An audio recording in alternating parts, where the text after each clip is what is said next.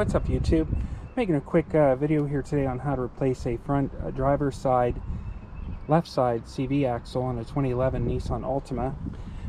This is the automatic CVT with the 2.5 liter SL. This is the part number here. It's an A1 Cordone remanufactured. I actually prefer remanufactured. I found I've had less issues with them than the new axles, believe it or not. So we're going to go ahead and get into this and get started with this and see how this turns out. Okay, we're back here. Like I said, we're doing the driver's side axle here on the 2011 Nissan Altima. First thing we need to do is jack it up, which I have done, and support it with jack stand to keep everybody safe. And I got air tools, so this is going to make it a little bit easier. I'm going to climb in here and try not to knock you guys over. I'll bring you in for a closer view once we get rolling here. Some of the tools you're going to need are your basic socket set. Like I said, I have air tools, so it's going to make life a little easier for me. But if you don't have air tools, make sure you break this loose with the tire steel partially on the ground so you can crack these lug nuts loose. This is a 21 millimeter.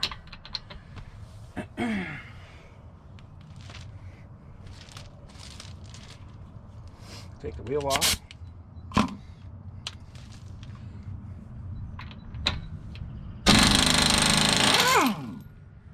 I got a magnetic dish over here to keep everything together. Now this axle isn't technically bad yet per se, but it is starting to fling some grease, and I can see a little bit of a dry rot crack that we're going to be going to Tennessee here this summer, and I don't want to be driving all the way to Tennessee and have that boot blow out. So doing this now.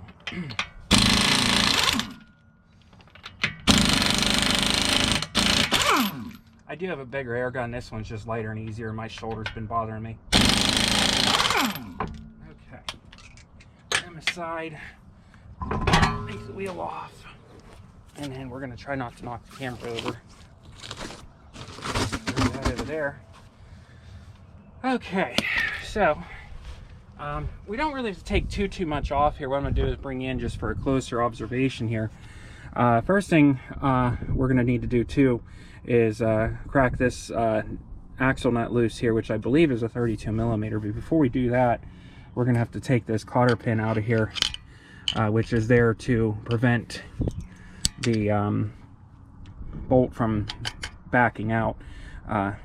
It's kind of an emergency precautionary measure. Yeah, this is what it looks like, the CV axle here. That's the one end of the CV joint there, the boot. There's a half shaft, and then you can follow it. It goes up into the side of the transmission.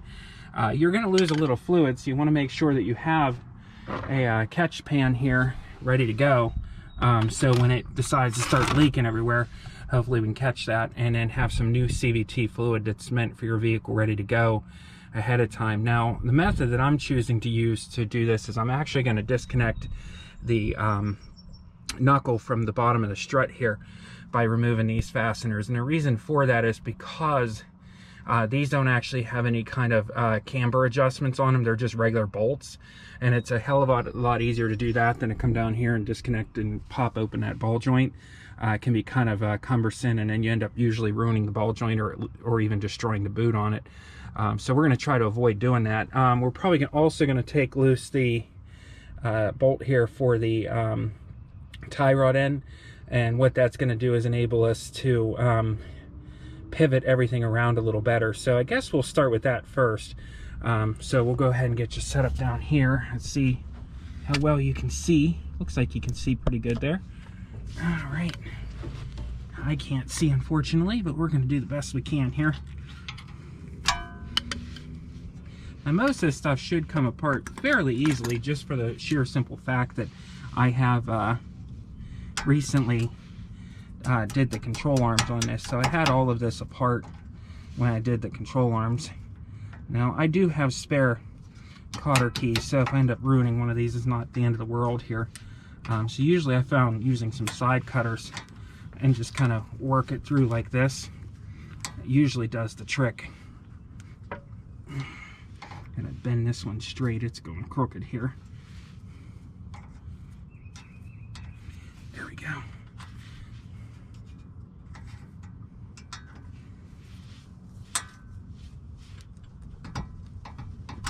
put that in your magnetic dish so it doesn't end up in your tire. I think these are going to be a 14, but I've been completely wrong before, so let's take a look here. Yeah, that was on the Nissan Rogue that I just hit. Let's see what size these are here. Actually, this might be a 19. That's a 19. Okay, so we're going to go ahead and see if we can switch over here to our 19 socket. Noise alert.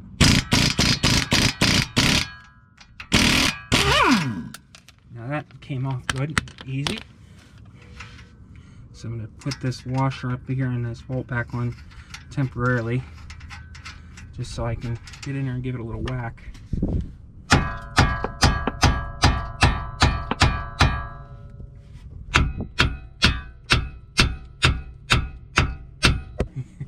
All right, brought you back, guys. There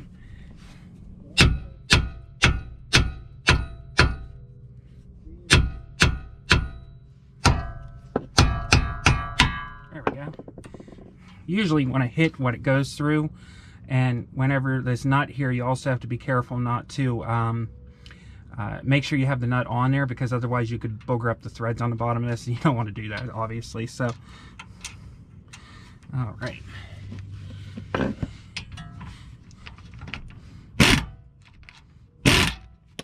This could be a little interesting here. Might have to actually get my breaker bar in here real quick and push down on this a little bit for a minute.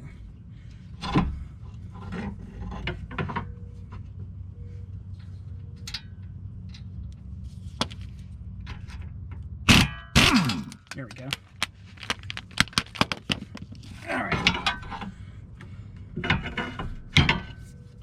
Okay. Now, move this out of the way. What I'm going to do is actually put the washer and the nut back on it, a few threads, just so I know where they're at. Looks like the boot's going out on this, so that'll be the next thing to do. All right, so that gives us the ability to turn everything nice and freely. So now we're going to get you repositioned here for the next part. All right. So now you're back in view again. We're going to work on taking this cotter pin out of here. Let's see if I can do this. Not on my A game today. Unfortunately, planned on doing this earlier in the day, but I waited for Federal Express to deliver the part from Rock Auto for majority of the day. That was great. I was like, wasn't expecting that. I expected much earlier in the day. All right, switch our sockets over here. All right, I don't know if this can have enough lead in the pencil, but we'll give it a try. All right, and now you want to make sure the axle goes in and out nicely, which it does. So that's nice. Now we can take this completely off, put it aside somewhere. All right. I planned on wearing gloves, but I gave up on that pretty quickly. All right, let's see. What sizes are these? Something tells me this is a 22, and I'll be wrong. Let's try the 21. 21 looks good. Let's see, 21 on, yep, that's 20, something's 22. I think the backup, yeah, the bolt's 20, the bolt itself is 22 and the nut is 21. So go ahead and get this set in here like so. And then we're gonna go ahead and try to get in here with the thing. All right.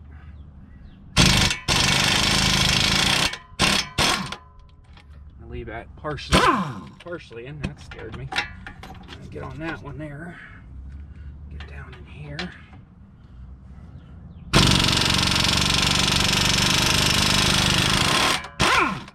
All right. That came out all the way, but that's okay. Now, probably take this bottom one out.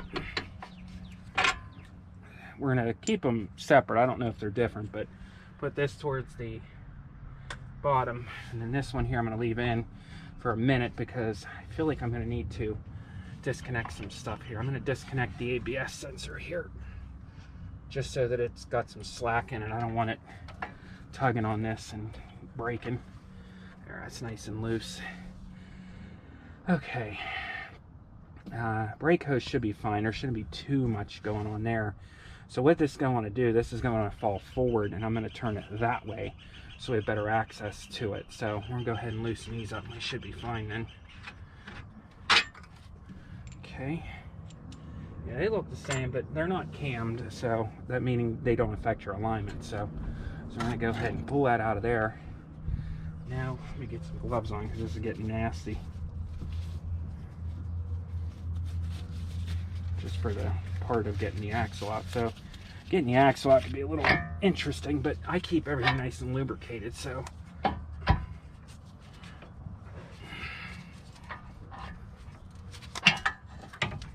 All right. So now I'm going to bring you back in here again. So this is what we're looking at here. As you can see, I've got a lot of grease in there. So actually, funny story, there's a bulletin from what I understand from Nissan that is specifically for putting grease on these splines. When you go to engage and drive or reverse with your foot on the brake, you'll get a clicking sound from the front end, and it's actually this part here making the noise. They actually tell you to take this out, clean it up, and then when you take it out and clean it up, they tell you to put some grease on it. So that's what they do at the dealer. As you can see, this axle is looking pretty rough anyway. And it's starting to leak out of the boot, and I can see a crack starting, which you probably won't be able to see on camera. The crack is right about in here. It's starting, and all the grease is going all over the place. So I'm getting it now before, you know, crap hits the fan. So this part I'm probably not going to be able to record very easily, but what I'm going to be doing is I'm going to be taking a pry bar here, which I did bring one out. I don't know what I did with it. And I'm going to be getting in behind, see if I can get some light on the equation here. All right, there we go. Let me put that there so you can see. So I'm going to be going in, try to get down in here with the camera. I'm going to be going in down behind here under the tranny, and I'm going to be pulling forward on the axle. Now, they do sell a special tool for pulling this. It's like kind of like a C that comes in, and then it's got a slide hammer and it pulls it out of there. I don't think I'm going to need that because it should just pop out, but if I do have that tool as needed. But for now, just so you know what I'm doing, I'm going to be coming up behind here from below, and I'm going to be popping that axle out, like I said. So that way we can start, you know, working on getting a new one put in. Now, before I do any of that, what I'm going to do is like I said, get my pan prepared down on the ground here to catch the tranny fluid if any comes out, which there should be some coming out. I'm also going to clean up back here and get the hub itself prepared for the insertion of the new joint, clean up all that excess grease because I'm going to be putting fresh grease on it. So I'm going to do that, and then I'll bring you back. I'm going to bring you in real quick. So it was a little difficult getting that out, but like I said, I was able to get in there and caress this pry bar in there. So I'm catching that fluid now down there. Not very much will come out because I got it jacked up pretty high, maybe a quart or two if that. Good time to inspect your seal, make sure it's good. Check everything out. So now as far as pushing a new axle in, you just got to kind of finagle this a little bit, run it through, and then go straight in as far as you can. You want to make sure you go straight in there so you don't damage this rubber seal that's on here, because if you damage the seal, which is a good idea to lubricate it with some of the tranny fluid that I'm doing here, because if you damage the seal, then you're going to be kind of out of luck. You're going to have to replace that seal, which is kind of a pain to do. It's not horrible, but it can be a little pain. So that one looks good. So yeah, but you want to go straight in there so you don't damage that seal. And I also put a little bit of transmission fluid on the end of, I hate these GoPros, on the end of that spline right there where the seal's actually going to ride right here. Okay, so we're going to go ahead and put that in now. Make sure you're in optimal viewing position. Not going to see much other than the rotor. Alright, the new axle out. Like I said, I got the end that's clean, made sure everything looks good on it. And then we're going to kind of maneuver it through here, like so, and sit it down on the subframe. Not much of a camera angle here, and I apologize, but okay.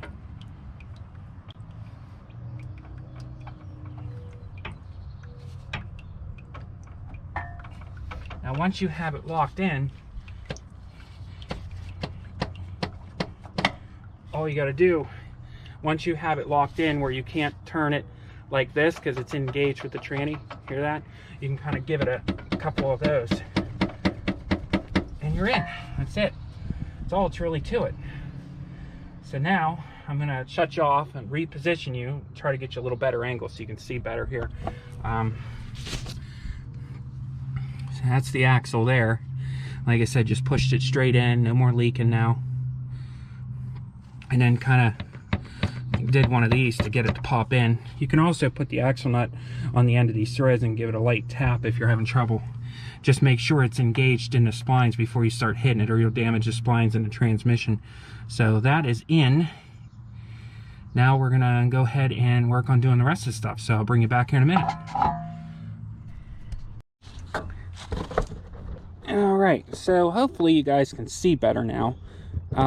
Bring you in a little bit there. Okay. So, not going to be a great video. Like I said, not on my A game today, but I figured to bring you along anyway.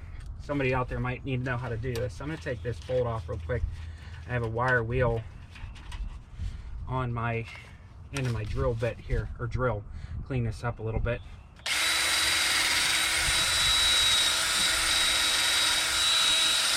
The reason why I'm doing this really helps with reinstallation. I'm just going to turn it over.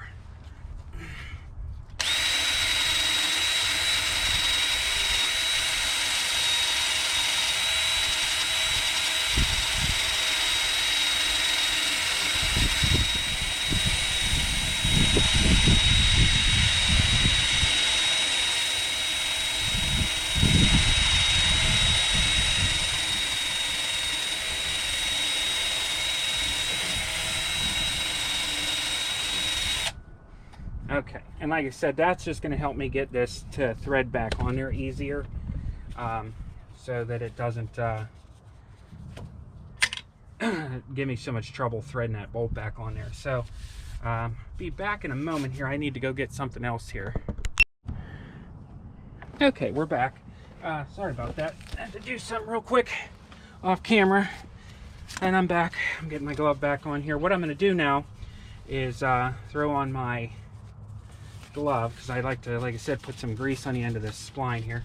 Make sure you turn this back around to the correct orientation. Okay. And this is just everyday hub axle grease. This isn't in anything like fancy or anything. It's just literally bearing grease. It's nothing fancy, trust me. And like I said, this is actually what one of the recalls is. I wouldn't even say it's a recall. It's more of a precautionary, or like I said, the bulletin. That's what I'm looking for clunking. Now, I really coated this, which was pretty unnecessary, but what that's going to do is that's going to enable this not to hopefully corrode as quick as the old one did. Just put a layer of grease on it. Don't have to do that. It's just what I chose to do. So this is the part where it gets a little fun. So I'll grab a paper towel here and grab this sucker here. Try to maneuver this out here.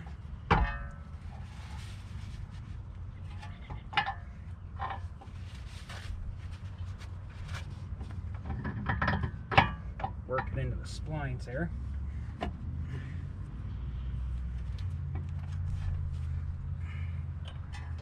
sure your ABS wire's out of the way.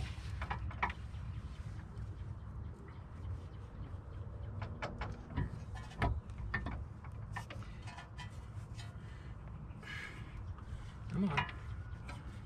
Alright, it's definitely in. Sort of.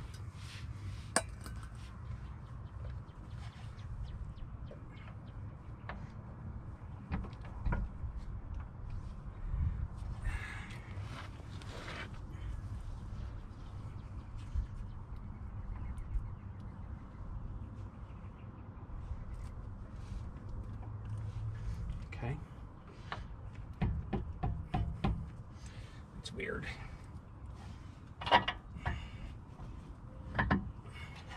Sorry guys, got to get up in your view.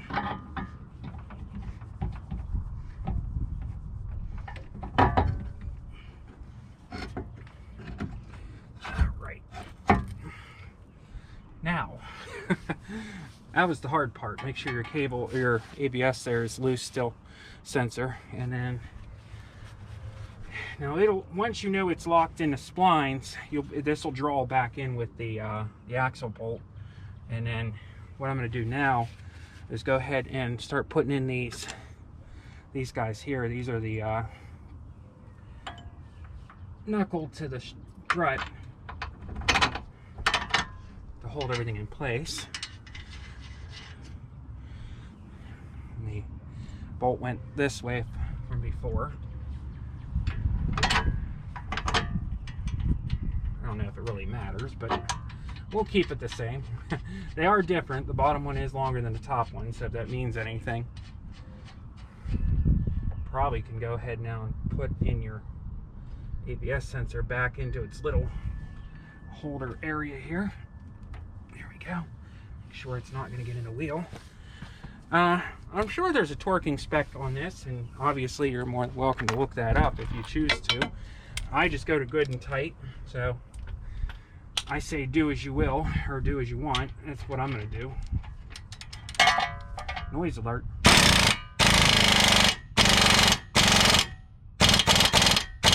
And I'll check these again with a breaker because I don't want these coming loose.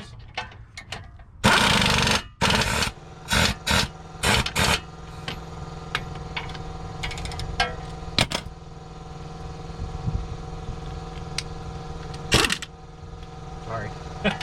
Came loose on me. Or the gun got knocked out of setting.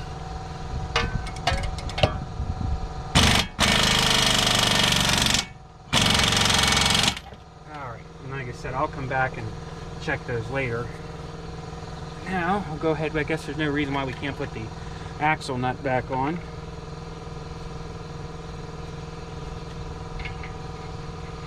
Pretty easy job, a lot easier on a lift, obviously. This was 32 millimeter. There is a torquing spec for this too, but you know, I didn't look it up. I just used my brain with stuff, not my muscle.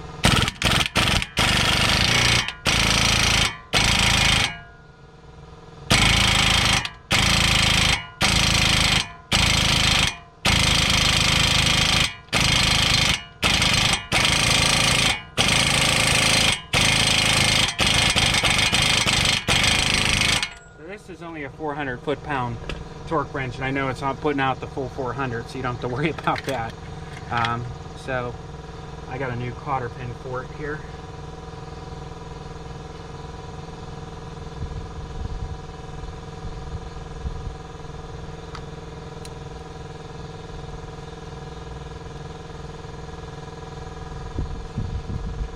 Sure, there's a correct way to bend these, but I, once again, haven't had any problems doing it the way I do it.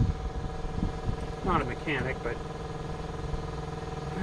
done enough work on cars to know if something's stupid or not.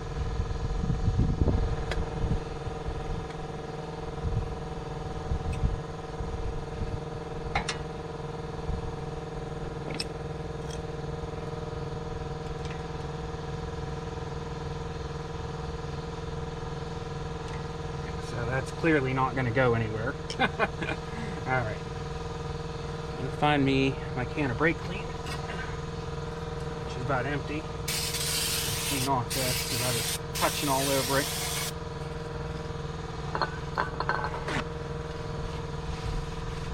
These are my new cross strokes, so I really don't want to get them all covered in grease and cause hot spots. Okay, now I can turn back out and clean the boot up a little bit. Not that it's necessary, but make it look nice. Take pride in what you do. Okay, now make sure this surface is nice and clean where the tie rod goes in.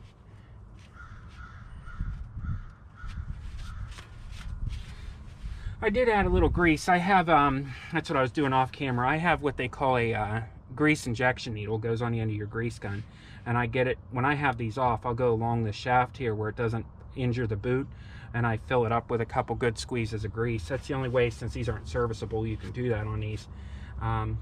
This already looks like the boot's getting ready to blow out on them, but you know, they're factory tie rod ends, and I actually kind of prefer the factory ones, so I might just leave these for as long as I can. Also, if you get a little bit of a squeaking sound when you're going around a corner and you got your wheel turned all the way, that's put a little grease on this guy here, and that'll stop that. That's your stopping thing. Figured I'd share that little trick with you.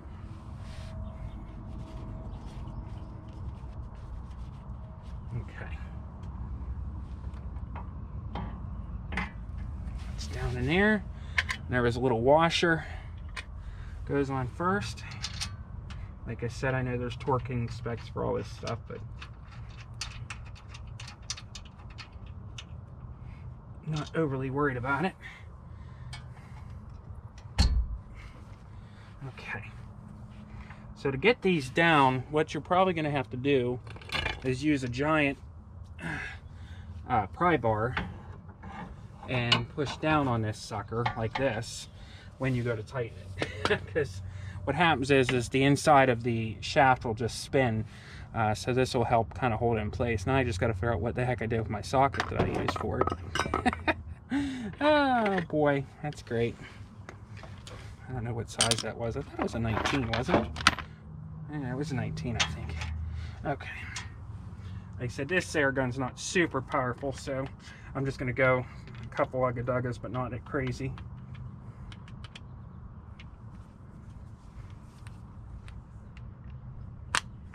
Okay. Like I said, you want to pry down on this sucker as hard as you can. Get it, buddy. Yeah, I'm gonna have to really pry down on this.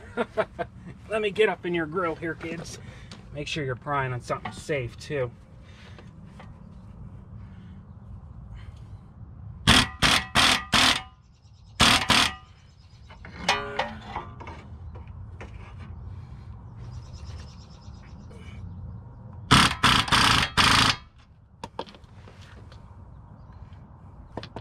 We're getting there. Couldn't tell if it was just spinning or actually tightening.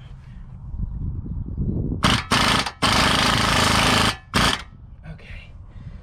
So now what I like to do is actually go at it by hand real quick, just to make sure it's tight.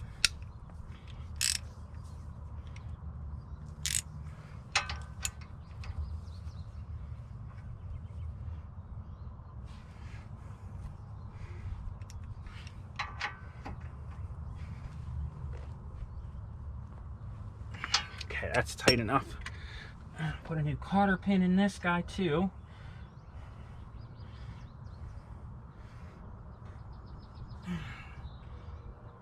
There we go.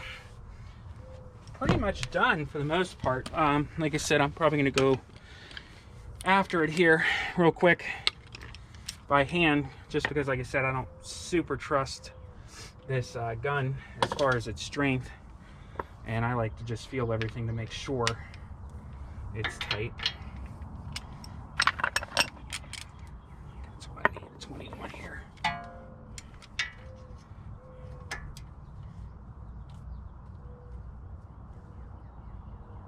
Yeah, it's tight.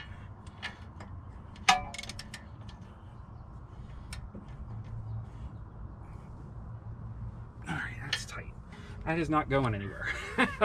Alright, so grab a little more brake clean real quick to clean up this one other area.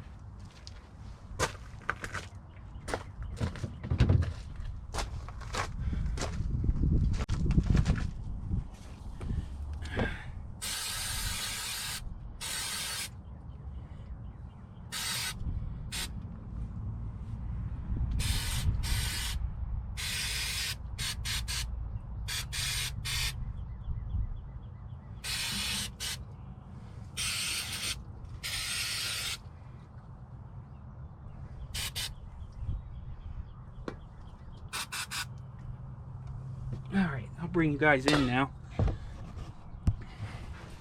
So we got that axle nut on. Like I said, there is torque specs for these. Look them up. I'd recommend new cotter pin. Pull the axle in. Make sure your backing shield here isn't bent up any, because it'll rub the brake and make all kind of racket. Good time to check your brakes. These are brand new, so check your brake hoses. Look for any leaks and cuts or anything weird like that. That looks dark and wet because it has fluid film on it. And here's another look there where it goes in.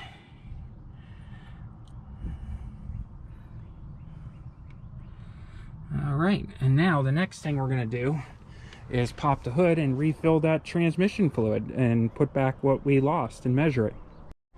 All right, guys, we're back up top here. If we're looking head on the engine, this is driver's side over here, and this is the dipstick / charge tube for the CVT. So what I'm going to do is you take like a little screwdriver here, and it's kind of hard to do with one hand. You take this screwdriver and you poke it in here, you push, and then you can pull up. Now I can't do that while holding the camera, and that releases it, and then we'll use our funnel and refill whatever we lost when we measured for the CVT fluid. So I'm going to try to capture that best I can. Okay.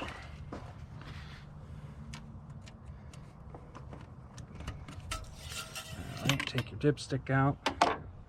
I got a clean rag here. I'm going to wipe it off just so we can check the level later today after it warms back up again. But I measured what came out. I'm going to put the same amount right back in. Use a completely clean funnel. And I got CVT fluid here. I'm just going to put back in the same amount that came out.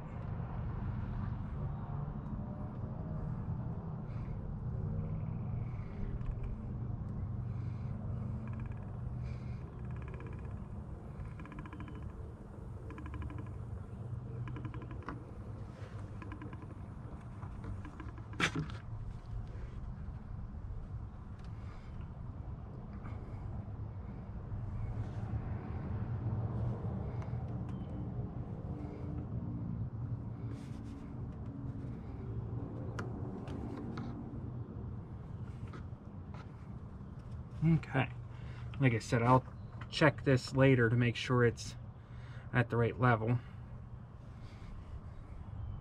once it's warmed up a little bit to operating temperature. I like to buy the CVT fluid in the bulk because I have 2 vehicles that use it. That's pretty much it. Now, what I'd recommend is when you put this back in here, the dipstick, is put it back in the opposite way of when of how it locks. So instead of locking it, you turn it this way and push it down temporarily. Now don't forget to put it back the right way, but that's just until you have a chance to warm it up and test or check the fluid level later.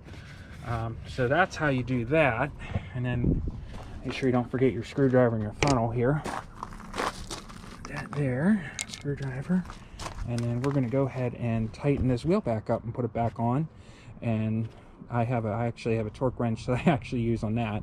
It's one thing I don't mess with torques on is wheels. So we'll go ahead and torque the wheel, and then that should be it. Hopefully this video helps somebody. Like I said, it was not a good video. I wasn't really feeling it today.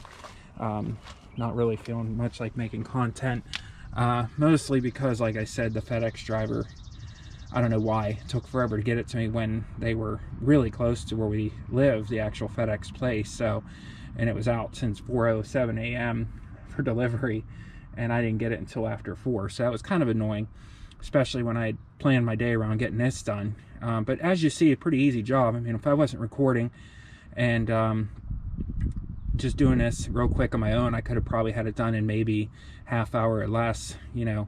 That's to say everything comes apart correctly, because, you know, this car I've had apart to do other things on, so hence everything came apart easily. So if you live in a rust belt like I do, expect some of this stuff to be rusted, and you'll have to use penetrating. I didn't even have to use the penetrating fluid, so everything just came loose and gave me no problem. So not a difficult job. These torque specs, you could probably Google them for, you know, like your knuckle to strut bolts here, and then of course your axle nut, there is a torque for that, and then there's also going to be a torque obviously for your tie rod end bolt too.